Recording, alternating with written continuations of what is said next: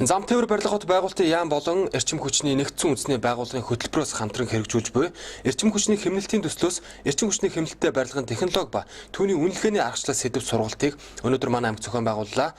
Тус сургалт нь зүүн бүсийн 3 аймгийг хамран зохион байгуулагдаж байгаа юм байна.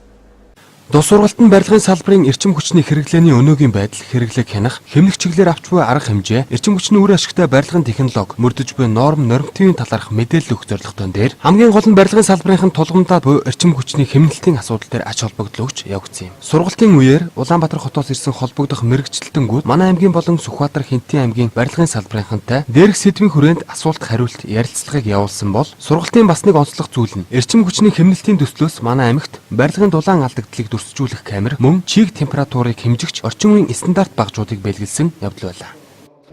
За энэ сургалтын маань гол зорилго болохоор энэ барилгын салбарт хэрэглэж байгаа эрчим хүчний хэрэглээг бууруулах, үр дүнтэй болгох, нэгэнлэнгүй сүүлийн жилүүд баригдж байгаа орон сууцны барилгууд дээр халаалт дулааны асуудлаар нэлээд доголдол үүсгэсэн, эргээд тэр хүмүүсүүдийн амьдарч байгаа дотор агаарын орчин, хүйтэн байх, чиглэг байх энэ төр асуудлууд их үүсдэг болсон. Тэгэхээр энэ асуудлыг шийдвэрлэх үүднээс барилгын дулаан хамгаалтын норм болоод тэрний холбогдох стандарт гарсан байдгийг.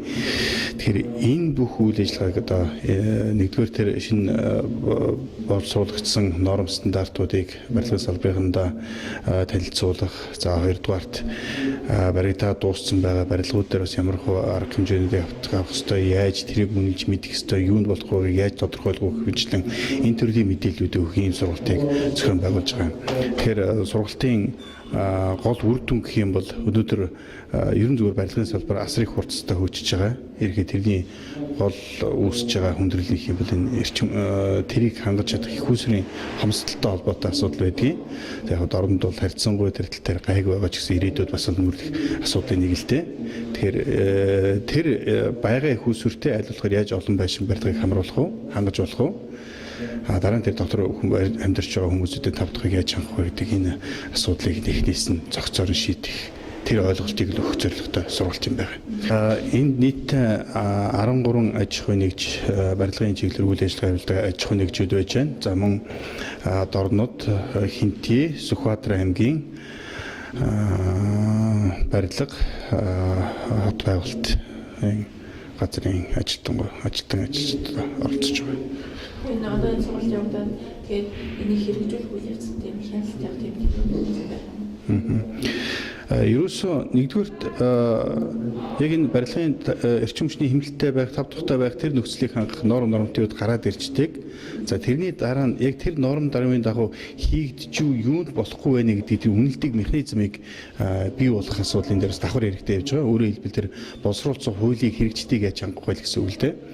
За энэ хүүднээс бид нар бас Дорнод аймгийн газрын харилцаа барилга хот байгуулалтын албанд шаардлагатай зарим нэг багжнуудыг хүлээлгэж өгч байгаа. Тэгээ энэ багжнууд бол тухайн барилгын дулаан алдагдал ямар байна, дотор агаарын чанар ямар байна гэдэг тал дээр үнэлгээ өгөхөд шаардлагатай тийм анхан шатны багжнуудыг анхан шатны төвшин тодорхойлох боломжтой багжнуудыг хүлээлгэж өгч байгаа. За энд бол дулаан алдагдал, барилгын дулаан алдагдлыг дүрсжүүлэх камер байж байна. Барилгын чиг температурыг тодорхойлох ийм багжнууд байж байна. Нэгэн дугаард бас халаалт барилгын хашлаг бүтээцийн температурын нөхцөл байдлыг тодорхойлох ийм одоо орчин үеийн сүүлийн үеийн технологи хэрэгцээ багш хэрэгслүүд хүлээлгэж юм байна. Өнөөдрийн сургалтаар илүүтэй яг өнөөдөр албан барилгын салбарт явагдаж байгаа энэ чиглэлд илүү анхаарч байгаа юм. Зөвхөн нөгөө талаас гэр болд амьдарч байгаа иргэд амьны орон сууц зориход бас төсвийн зүгээс дэмжлэг үзүүлдэг. Зөвхөн хэрэг та өөрөө хувьдаа барилга байшин барих гэж бол манай бас вебсайт руу ороод үзээрэй. Тэр вебсайтн дээр нэгдүгээр та ямар төрлийн технологиор барилга барих гэж байна. Тэрний чинь талаар гарын авлага байж байгаа. Хоёрдугаарт 20 орчим барилгын зургууд байгаа гэж байгаа.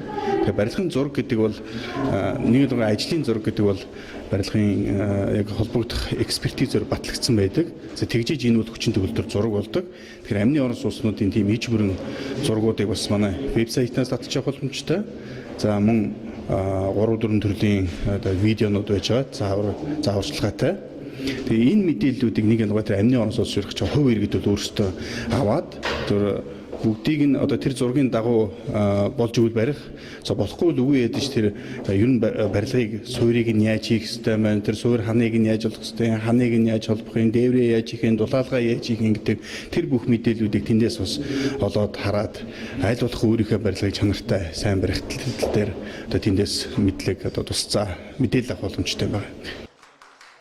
Сургалтанд орнод Хэнти Сүхбаатар аймгийн газрын харилцаа барилга хот байгуулалтын албаны дарга мэрэгчлэлтэнгүүд мэрэгжлийн хяналтын газрын барилга эрчим хүч барилгын материал орон сууц нийтийн аж ахуйг хариуцсан ажилтнууд орон нутгийн барилгын зураг төслийн компани архитектор халаалт агаар сэлгэлтийн инженерүүд барилга угсралтын болон ашиглалтын компани инженерүүд хамрагдлаа. Дээрх сургалтаас гарах үр дүн барилгын салбарынхны орон нутгийн барилга байгууламжийг төлөвлөх, барих, ашиглалтанд авах, ашиглалтын явцад ажиллах мэрэгжлийн байгууллагуудын мэрэгчлэлтэн нарын эрчим хүчнийг хэмнэх үр ашигтай ашиглах чиглэлээр явуулж буй бодлого, норм ба дүрм стандарт технологийн талаарх ойлголтыг сайжруулж, хяналт тавих чадварыг дээшлүүлэхэд оршиж байгаа юм.